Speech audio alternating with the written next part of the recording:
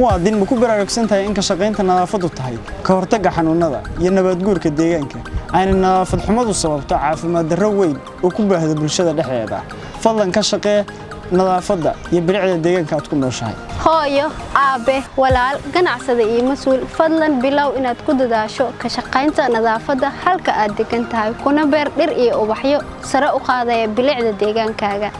ilaalinta caafimaadkaaga iyo fayadhowrkaaga shakhsiga ah waa badbaadada bulshada inteeda kale waayo dhammaanteen waan isku saameyn karnaa xaaladda qof gaar ah ku sugan yahay muwaadin ogsoonow dalkan inaad wax ku leedahay waajibna ka saaran yahay ilaalinta nadaafadda iyo soo celinta deegaan bilic leh si ay bulshadeenu ugu noolaadaan caafimaad buuxa fadlan qaado kaalintaada muwaadin nadaafaddu waa iimaanka barkiis waana cibaado iyo danguud sidaas darteed ka shaqaynta nadaafadda ha ka sugin cid gaar ah ee adigu noqo qofka ugu horeeya ee dadka ku baraarujiya kana shaqeeya ka hortagidda nadaafad darrada si loo helo dad bad qaba iyo deegaan bilicsan kasta ee Soomaaliyeed waxa looga baahan yahay ka qayb qaadashada ilaalinta badqabka deegaanka hadaba muwaadin gee qashinka meesha loogu talagalay muwaadin ka taxadar biyaha gurigaaga ka soo baxaya ee wasaqeynaya nadaafadda iyo bilicda deegaanka ixtiraan oo ilaali dariskaaga si aad deegaan nadiif ah ugu noolaataan muwaadin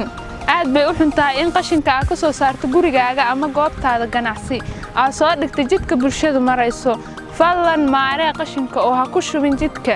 diinteena anshaxa guud iyo shuruucda dalku ma dhiirigelinayaan in lagu xadgudbo xuquuqda wadada muwaadin uga taxadar nadaafadda wadada si lamida sida uga taxadarto nadaafadda gurigaaga gaarka ah fadlan muwaadin la shaqee oo dhiirigeli dadka u xil saaran ilaalinta iyo ka shaqaynta nadaafadda deegaanka aad ku nooshahay caasimaddu waa muraayadda dal walba laga arko quruxdiisa adduunkuna uu marqaati ka yahay muwaadin intuu qashin ka buuxo caasimadeenna gaari mayna saageen fadlan ka shaqee soo celinta iftiinkii iyo bilicdii ay muqdisho lahaan jirtay bersamaadkii